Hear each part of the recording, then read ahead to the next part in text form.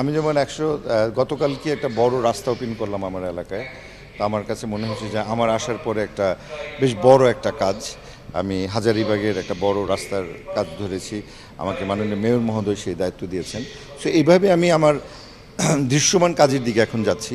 আমাকে সরকারের থেকে যেই টিআর দেওয়া হয় সেটা দিয়ে আমি মসজিদ, মন্দির, মাদ্রাসা, স্কুল, কলেজের সংস্কার কাজ এগুলি করছি। আস্তে আস্তে আমার মনে হয় দৃশ্যমান হবে। আর এর মধ্যে সবচেয়ে বড় যে ইনিশিয়েটিভ নিয়েছি যে ধানমন্ডিকে হকার মুক্ত করেছে। ধানমন্ডিতে এখন অনেকটুকু জ্যাম কন্ট্রোল হয়ে এসছে, হকার কমে গেছে।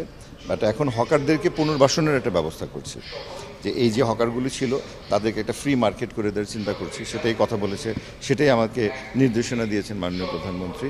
সো এইভাবে মানে প্রত্যেকটা মানুষের জীবন যেন আরও সুন্দর হয়, সুন্দর করা সম্ভব হয় সেই চেষ্টা করছি। ধানমন্ডিবাসীকে তাদের মতো করে হেল্প করা, সাপোর্ট দেয়া, আবার হাজারীবাগে যারা আছে তাদের সমস্যাগুলি আলাদা, সেগুলি তাদের মতো দেয়া।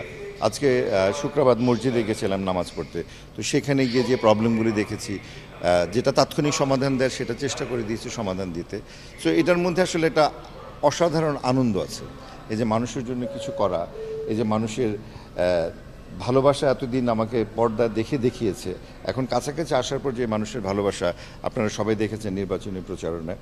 তো সেই প্রতিদানটা আমি দিচ্ছি, কারণ কোনো মানুষ কিন্তু আমার কাছ থেকে কোনো কমিটমেন্ট নিয়ে ভোট দেয়নি। তারা ভোট দিয়েছে আমার জন্য, আমাকে ভোট দিয়েছে।